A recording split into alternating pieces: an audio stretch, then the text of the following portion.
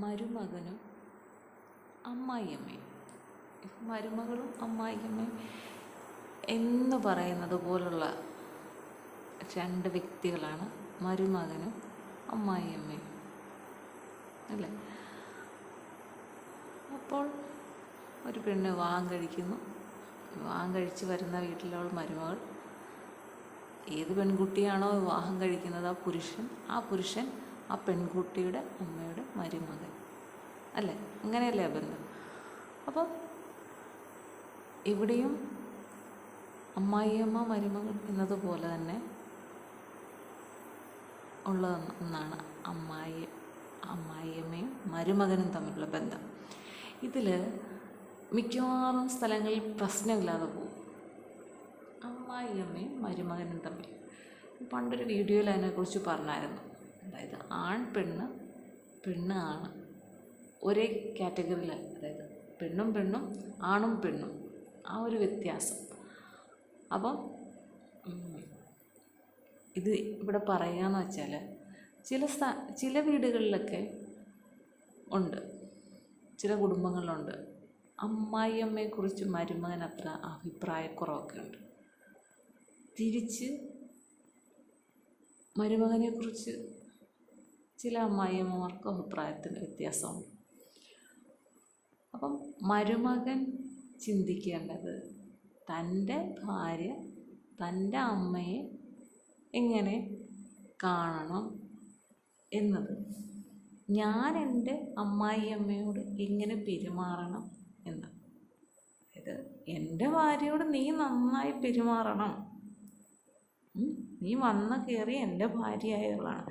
അപ്പോൾ എൻ്റെ അച്ഛനും അമ്മയാണ്, ആ എൻ്റെ അച്ഛനോടും അമ്മയോടും നീ നന്നായിട്ട് പെരുമാറണം, അവർക്ക് വേണ്ട എല്ലാ കാര്യങ്ങളും ചെയ്തു കൊടുക്കണം എന്ന് ഭർത്താവ് ഭാര്യയോട് പറയുകയാണെങ്കിൽ തീർച്ചയായിട്ടും ഭാര്യയ്ക്കും പറയാം, നിങ്ങൾ എൻ്റെ അമ്മയുടെ മരുമകനായിരിക്കും, അതാണ് സ്ഥാനമെങ്കിൽ എൻ്റെ അമ്മ നിങ്ങളെ എന്താണ് മകനായിട്ടാണ് കാണുന്നത്. അതുകൊണ്ട് ഞാൻ നിങ്ങളുടെ അമ്മയെ അച്ഛനെ സ്നേഹിക്കുമ്പോൾ എങ്ങനെയാണോ സ്നേഹിക്കുന്നത് അതേപോലെ തന്നെ എൻ്റെ അച്ഛനെയും അമ്മയെയും നിങ്ങളും സ്നേഹിക്കണം.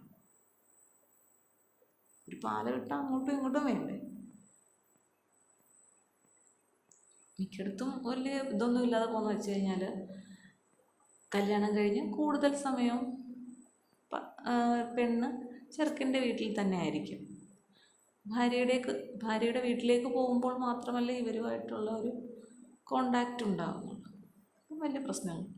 പിന്നെ ചില ഭർത്താക്കന്മാരുണ്ട് കേട്ടോ, എപ്പോഴും ഭാര്യ വീട്ടിലേക്കായിരിക്കും കണ്ണു നട്ടിരിക്കുന്നത്. അവിടെ എന്തെങ്കിലും പ്രശ്നം ഉണ്ടാകുന്നുണ്ടോ, പിന്നെ അവിടെ നിന്ന് എന്തെങ്കിലുമൊക്കെ കിട്ടാൻ വല്ല മാർഗവും ഉണ്ടോ? ഇടയ്ക്കിടയ്ക്ക് ഭാര്യയോട് ചോദിക്കും, അതെ വല്ല ഇതല്ലേ, ഓണമല്ലേ, വിഷുവല്ലേ, വീട്ടിൽ നിന്നൊന്നും കിട്ടിയില്ലേ, ചോദിക്കാൻ വയ്യായിരുന്നോ? ഇങ്ങനെയൊക്കെ ചോദിച്ച് ഇരിക്കുന്ന ഭർത്താക്കന്മാരുണ്ട്, ചിലരുണ്ട്. അതായത് ഓരോ വിശേഷ ദിവസവും വരുമ്പോൾ ഭാര്യയുമായിട്ട് ഭാര്യയുടെ വീട്ടിൽ പോവുക, അച്ഛനും അമ്മയ്ക്കും എന്തെങ്കിലും അവരുടെ കഴിവിനനുസരിച്ച് എന്തെങ്കിലും വാങ്ങിച്ചു കൊടുക്കുക, ഒരു ദിവസം അവിടെ നിൽക്കുക, എല്ലാവരും ഒന്നിച്ച് ഭക്ഷണം കഴിക്കുക, ഇങ്ങനെയൊക്കെ ചെയ്യുന്ന നിരവധി ആളുകളുണ്ട്. അതൊക്കെ കാണും, ഞാൻ ഒരുപാട് പേരെ ഞാൻ കണ്ടിട്ടുണ്ട്. അപ്പോൾ അതൊക്കെ കാണുമ്പോൾ നമുക്ക് സന്തോഷമാണ്. അങ്ങനെയൊക്കെ ഒന്ന് ചിന്തിക്കുക, അപ്പോൾ മനസ്സ് കൂടുതൽ ശാന്തമാകും.